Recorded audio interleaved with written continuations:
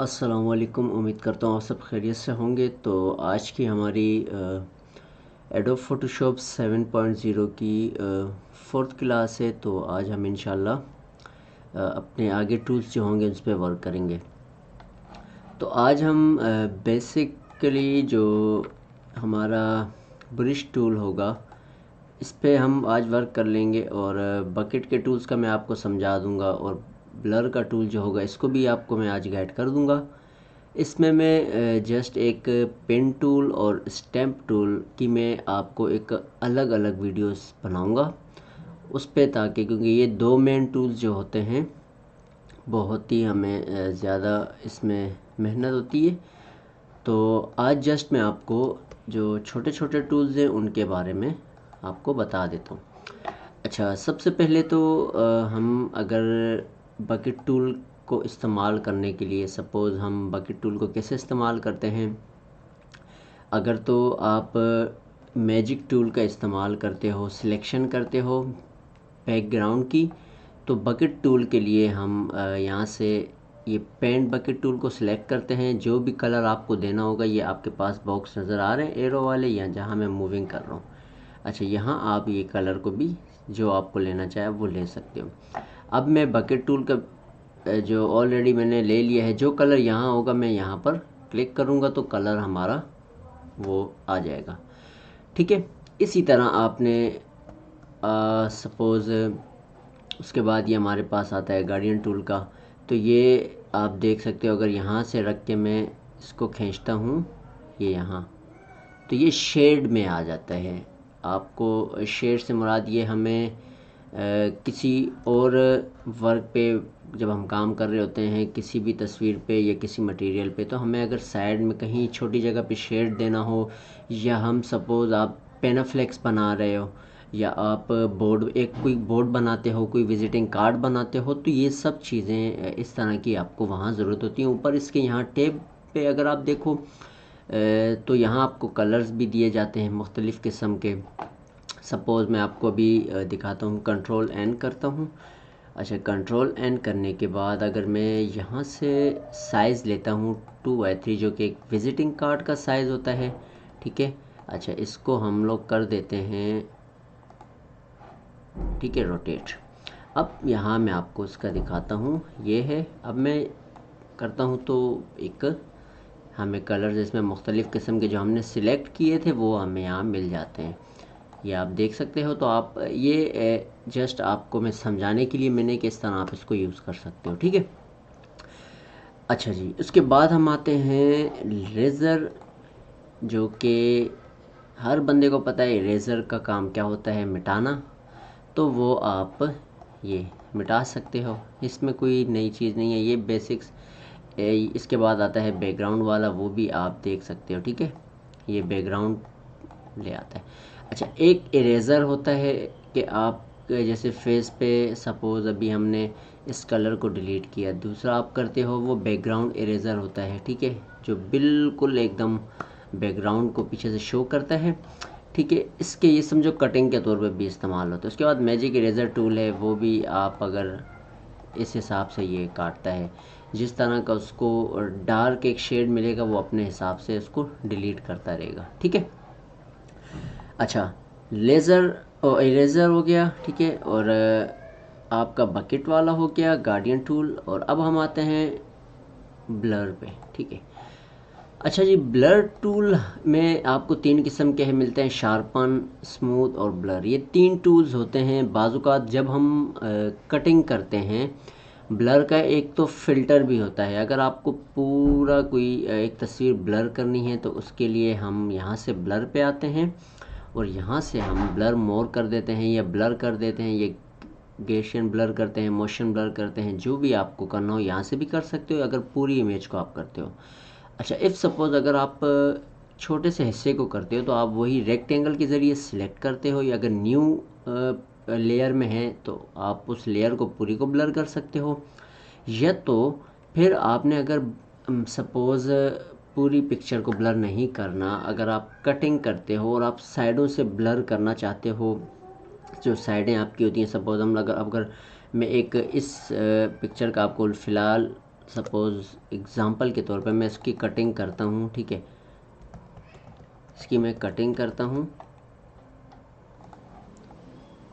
तो अब इसकी कटिंग पे जहाँ हमें अभी दिखाता हूँ आपको एग्ज़ाम्पल के तौर पे।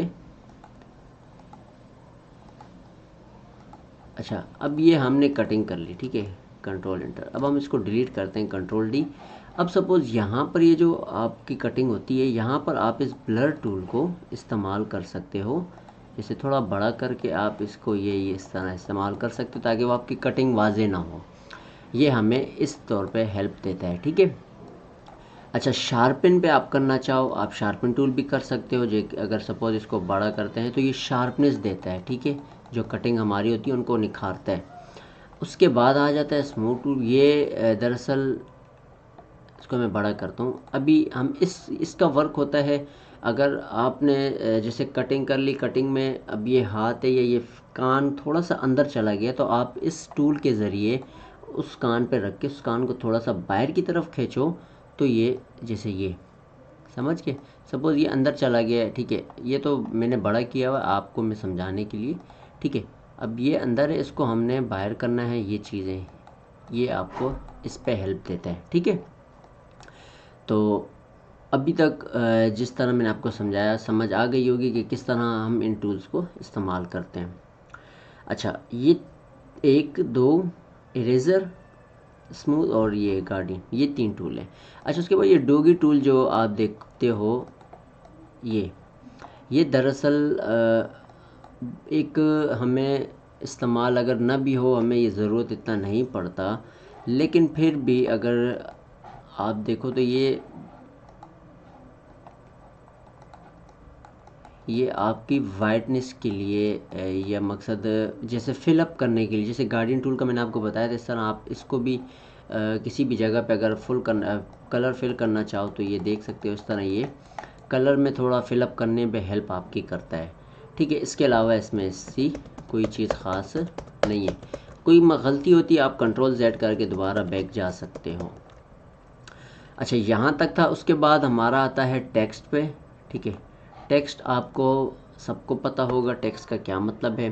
कोई भी टेक्स्ट आप लिखते हो सपोज़, अच्छा, इसकी आपने अगर कहते हैं क्या कहते हैं, लैंग्वेज अगर चेंज करनी हो वो भी आप कर सकते हो, ठीक है। ये मैं आपको जस्ट एग्जांपल के तौर पे समझा रहा हूँ। अब यहाँ हम अगर कुछ भी लिखते हैं तो ये हमारे पास न्यू लेयर आती है। अब इस न्यू लेयर में आपने अगर इस टेक्स्ट पे स्ट्रोक देना हो, अगर मैं इजी स्टेप में समझाऊँ तो